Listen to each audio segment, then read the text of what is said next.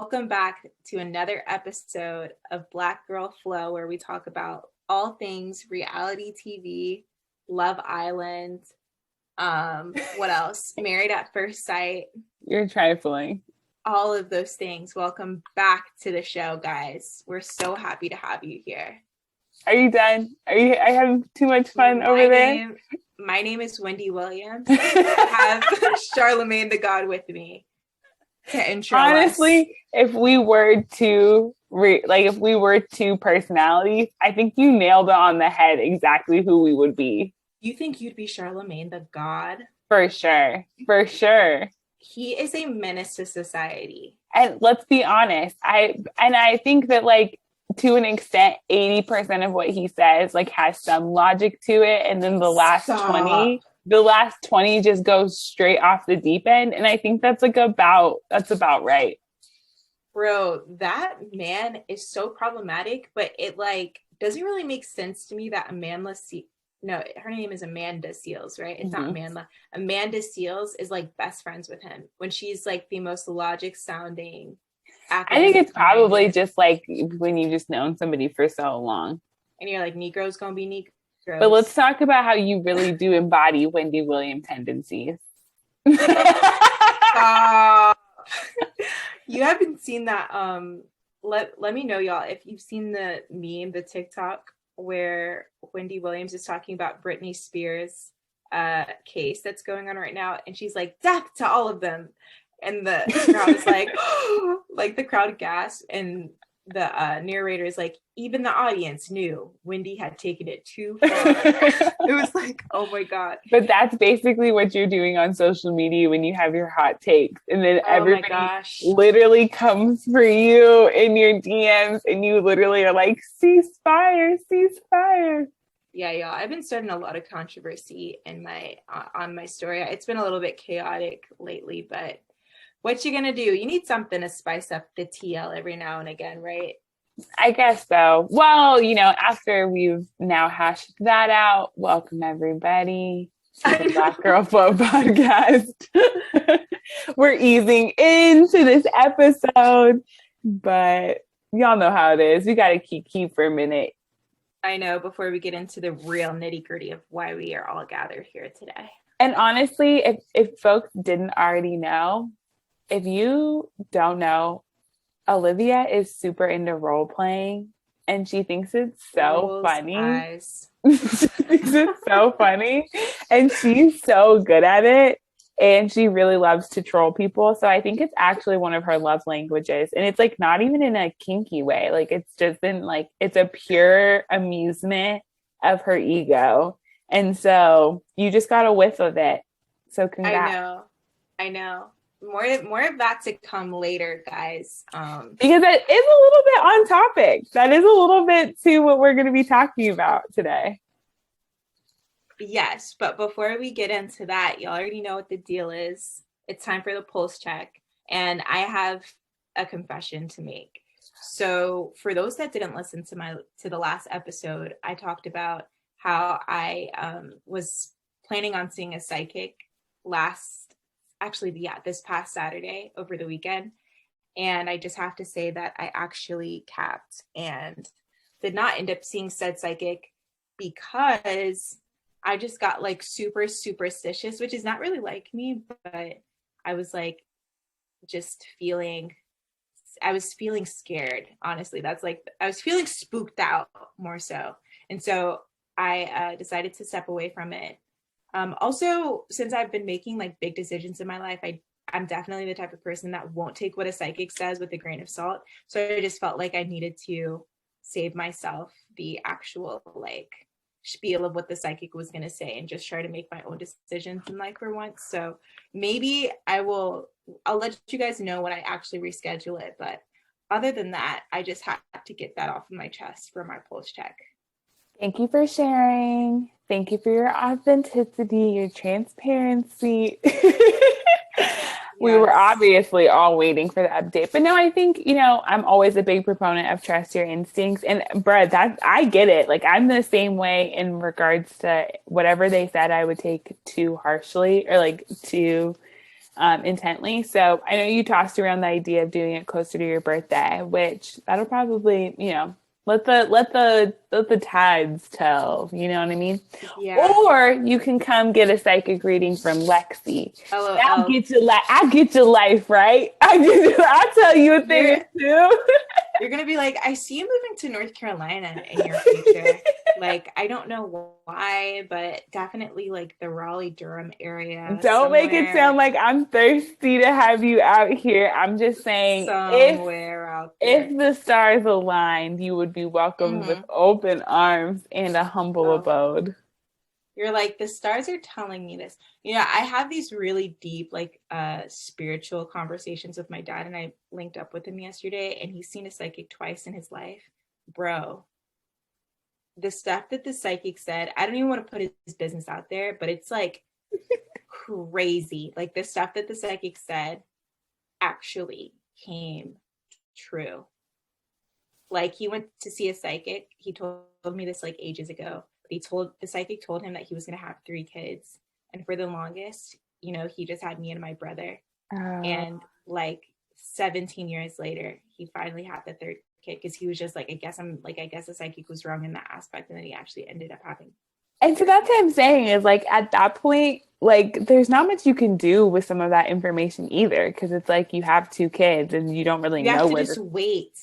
Yeah, so it's like that. At the same time, I guess it's as big a deal as you want to make it, because like life's just still going to happen and you still have like bills to pay and responsibilities to take. But I think it's still interesting. I can't wait to hear how many kids you're going to have.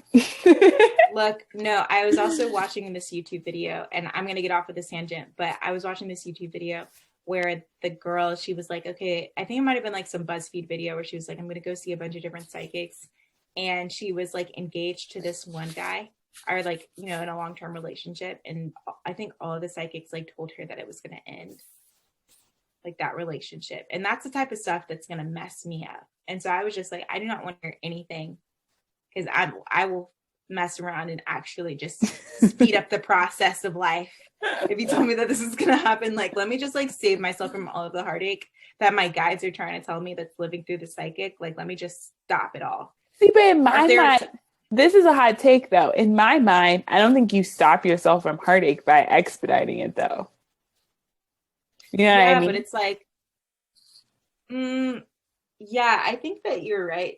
But I think at the same time, if you're like predicting something's going to happen, you have enough time to like mentally and emotionally prepare yourself more for it and it happening.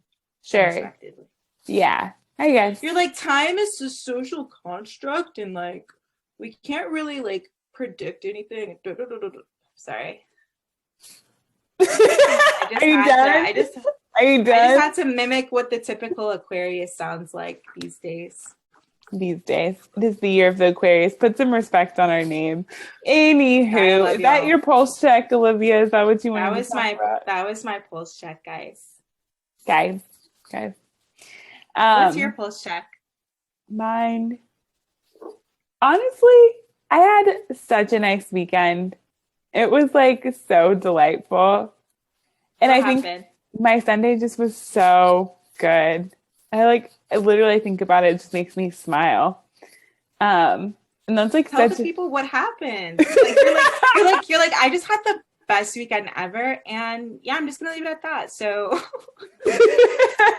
it's really not for you. Like, we're all sitting on the edge of our seats to know like what happened. No, it was just like a good weekend. Like, it was a perfect mixture of like one of my friends, she is like transitioning out of her job. A lot of my friends are in these like big career transitions.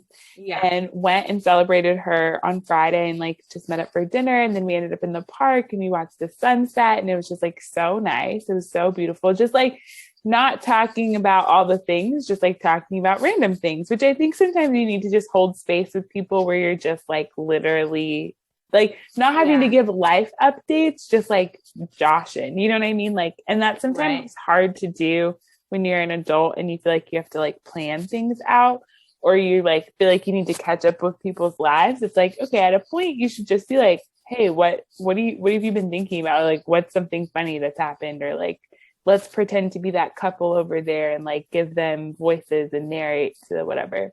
Right. Like that was super good. Oh, I got to volunteer at a farm on Saturday, which anybody who knows me knows Yeah. I really just love building things. And we built a like greenhouse hoop house, and it was just like so fun to be kikiing out there with some power tools and the beating sun.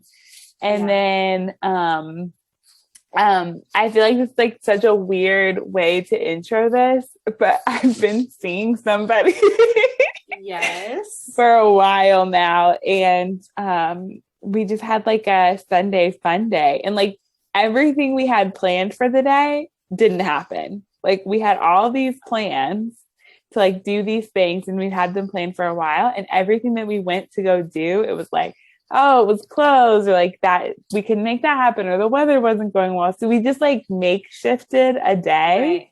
and it ended up being so much fun. Like it was.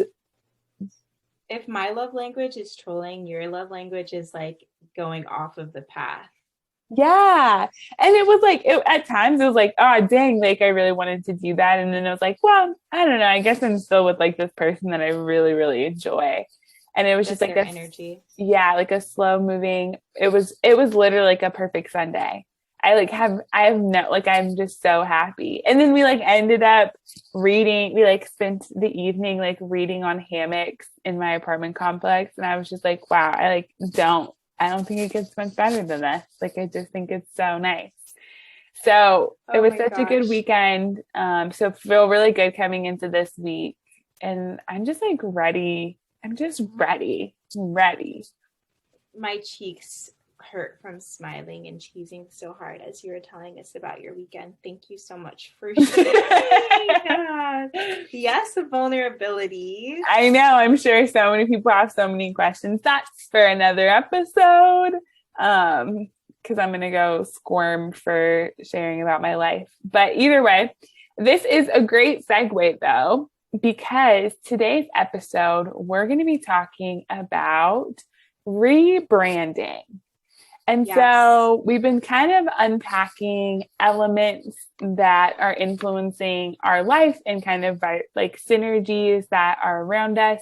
And recently, I'm going to expose Olivia because recently she's done a couple of things. And Olivia's actually the queen of rebranding. She gives me very Kanye, Jay-Z vibes in her creator energy, which is like steadfast with a vision and like clear execution, but also of the biggest goof I've ever met in my whole entire life. I wonder how goofy Jay-Z is. Probably not that goofy. She's like, I don't see it. But either way, and that's like the biggest compliment to Olivia, but recently on her Instagram, she archived, and this is Olivia's unique trait about hers, she archives all of her stuff, but so much of it is about like this rebranding process. And so we wanted to talk today about, as you're evolving and growing in so many intentional ways that we've kind of talked about before in the past episodes of like your self-care practices, and as you're visioning for your life, there's kind of this like natural rebranding process that happens.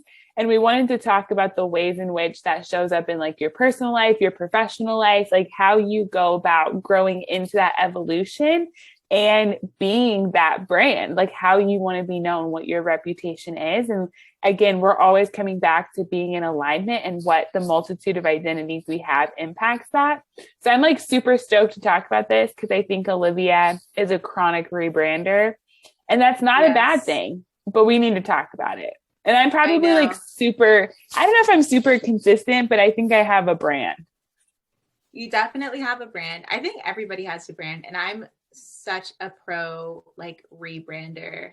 Like if that were like if that was a word, like pro rebranding, that would be, I think you're like on the rebrand movement. You're like, I'm onto it. Like, I think so walk us through what that means for you and the ways, like the most recent times that you feel like you've rebranded, or like critical times you've rebranded.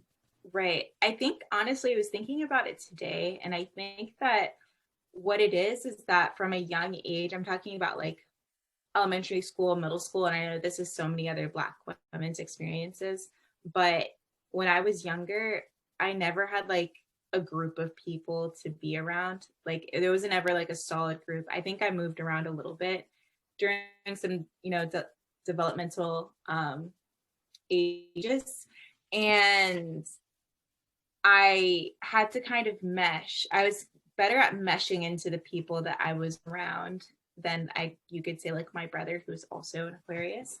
And so what I had to do was kind of, if I wanted that community, I had to kind of shape myself into the people that I was around. And so that's when the first, I guess you could call like phase of rebranding was, because I constantly felt like I had to rebrand myself to be around other people. And then as I got older, and that became like a superpower of mine, being able to mesh and be flexible and flow into different groups, I kind of just now take little pieces of what I want my future self to look like from other different, from different categories, different groups. And then I just kind of make it into my own brand. And I think it's a good thing to be able to shed your skin and to be able to like dip into different sides of yourself, because we are not a monolith. Like we are all of these different, like we hold so many different dimensions within our own personal brand. And so it's so interesting. Well, because this makes me think about something I saw on Instagram that was like in North Carolina, like the butterflies are around right now, because it's like just that time of year. And I was going to go to this butterflies and beer event that was at the Natural Life Museum. But either way, it was like a video of a butterfly, or like a caterpillar turning into a butterfly. And it was like talking through all the phases of it. And it was like the caterpillar doesn't actually shed its skin. It like literally becomes all of its phases. And so I thought that was super interesting. And it reminds me of what you're saying, where you're like, I'm not changing. Like I'm I'm intentionally a part of each of this process. But I like the way that you were like, I'm pulling parts of what I want my future to be into the present. And I really love that, because I think that's the thing. It's like rebranding doesn't mean you just leave all of it behind and all of a sudden you're a new person. It's like really about this evolution. And that's, I think, why you're like so good at this. Yeah, I think what you find the problem in my method is that like I like to try to erase like when I do finally reach like a different phase, I guess, or like, dimension of my being, and like try to show that on Instagram or like social media, I try to like erase what was before. But you want to like actively show the evolution, where I'm just like, no, I'm here right now. Why don't I just showcase where I'm at instead of showcasing? Because let's be honest, who really wants to see like the crusty like high school pictures of me with like, the colored in eyebrows looking all sorts of messed up? I'd much rather save that for friends and family. No, but and honestly, listeners, you're gonna have to tune in to this episode, tune into this part of the conversation, because I want to know. I need to know who else is on either side of this thought, because in my mind, I think, as particularly in social media, it perpetuates the idea that at one point we weren't those crusty people. And again, it creates that narrow or like that really like incubated thought that somehow we're just born like into like, you are this next level creator who is like so young and already doing all these things and curating this life for yourself, and you can see the fruits of your labor.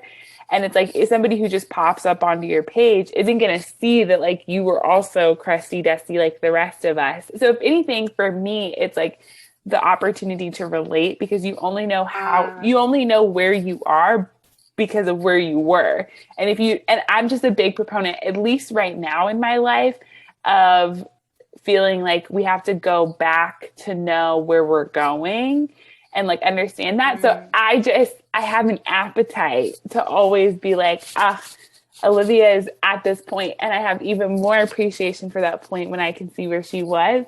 But again, this is what I'm saying. You give off big Kanye energy because, and that's like the best compliment because it's like he just best and worst. Best and worst, but it's like he be deleting everything. But then I also heard somebody talking about Jay-Z and was like, Jay-Z's also really good about adapting his work to what he's experiencing in the moment. So it feels really relevant. And that level, he captures that authenticity, which I also think is one thing that you're really good at. Right. I think it's so important. And you actually brought up a really good point because it does, well, with social media being such an easy place to create this facade of yourself and like this different distorted reality of who you actually are, it is kind of important to show that evolution piece and all of these things. But how cool is it to just be like, oh, this is who I've always been. Like, I've just always been someone with this curated feed and all of this stuff. But bringing it up, bringing it to our own podcast, I think it's just so important with us being content creators in a sense. Yes, Lexi, you are indeed a content creator too. That we showcase like where we are at in our journey, and we create the narrative, we create the story, we create like, you know, a niche brand that shows where we are today. And so I feel like what viewers should take away from this is just, you know, like really take inventory of what space you want to be in, and anyone can be that quote unquote girl or boy or person, you know. Like I think sometimes I'm like, oh, when I'm 25, I'm going to be someone that can run 6 miles at a time. And like, I'm only going to be eating fruits and vegetables and all of this stuff. And it's like, why wait till I get to that stage of my life when I can just rebrand as a vegetarian tomorrow or as a vegan person tomorrow? Yeah. And I think, you know, there's so much to this conversation that, you know, we could be had about just like criticism of the rebrand too, that like not always everybody understands your new direction. And right. Exactly to the point of like, if you were crusty dusty before and you were doing some super toxic things, and then you're trying to rebrand as this like, you know, the whole like, oh, you trying to act brand new, you know, which I think is very different than rebranding. And at least for myself, because I'm not the one, I'm definitely like not the one who's archiving all of my stuff or anything like that. Keeping everything up. Yeah, exactly. I think for me, the way that I've rebranded has always been in like my aesthetic in regards to like my actual style choice in life. Like I really pride my wardrobe. And I know what my style is, and I know when there are seasons in my life where I'm like, okay, like I'm gonna, you know, make these adjustments to my brand and my style and like the way that I dress and my like curating my spaces. But and I think this is the same thing with our podcast of like, it's a process and you kind of take it in incremental steps. And I think that's where, you know, you could literally do like acting brand new versus a rebrand. And the difference is that like acting brand new is that like, okay, so tomorrow I'm a vegetarian who meditates every day for 10 minutes when last week you were in the club throwing it back, you know, then going to get wings. Right. Like it's something that doesn't connect, while a rebrand is like this intentional evolution. And I think connecting it back to our last episode about vision and resting, it really does. It should be felt by people as that authentic movement. And sometimes you shouldn't feel pressure to have to rebrand. And I would say like the hardest rebrands to do is professionally. And especially at our age, when you've maybe started your career or not in the industry you're passionate about, or just getting into one that you're passionate about, and trying to figure out what your pivot or your entry point is and what your branding is. And like I said, it just takes time. And I see like, even for myself, wanting to rebrand professionally, asking myself the critical questions of like, okay, you know, if that's a desire I have, like, what are the steps I'm taking to get there and stuff like that. So I think there's so much more to this that we could unpack, but I think for folks, asking themselves like, all right, are you acting brand new or are you rebranding? And what's the intentionality behind what you're doing? And, you know, how is that a part of you living in your like truest full self? Right. I feel like it's all about cultivating that space and having that clear, I don't know, vision, mindset. I know specifically like when it comes to Black men, they aren't really taught how to navigate like finding different friend groups or like I don't know, just like rebranding their life. And I see that my brother leans on me heavily for like when it comes to him trying to like create his own brand, and even like my boyfriend like trying to figure out, okay, what spaces, like what kind of people do I want to be around growing up, because I think that it's so much more common for Black men to be in that same bubble because they aren't really taught how to. I think it's just a lot easier also for women to be able to be like, oh my god, girl, I love your shirt, I love your pants, like you know, let's trade Instagrams, where for men it's just they don't have that same reality. And I think what you're saying there, you know, there's two parts that I'm hearing, and one that like your identity does shape so much of how you're perceived, and like then when you're trying to build a brand around that too, like where the societal expectations for where you are situated versus like who you want to be, it's sometimes hard to figure out what your lane is. And then I think the other piece of that too is, you know, just being you, like you got to figure out what you like, because part of a brand is your reputation, and like part of your reputation is what you value and what your core mission and you know where your boundaries are, and the things that you do should emulate that. But I'll say that because your point about Black men and even with Black women, sometimes we don't interrogate the reasons that we do things because they've just been societal, you know, things put on us, these kind of categories placed on us.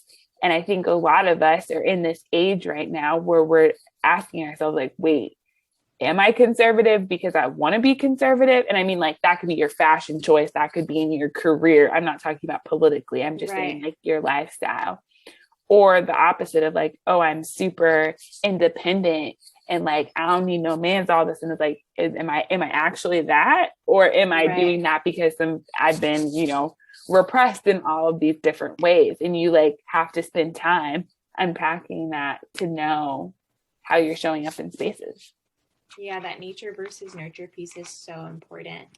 So, I mean, y'all, if you're thinking about archiving all of your pictures on Instagram, or you're thinking about rebranding your business, or, you know, taking a career switch and, you know, just like finding a new group of friends, whatever the case may be, take a little piece of both of our advice, and just, I don't know, figure out what does that space look like for you, and also have a way of showcasing that evolution of where you want to be, because you can't just act like Lexi said, like brand new year, who this, because that wouldn't be fair to the people around you or yourself, you know, or maybe at least just making sure to acknowledge that piece on, you know, where did I come from?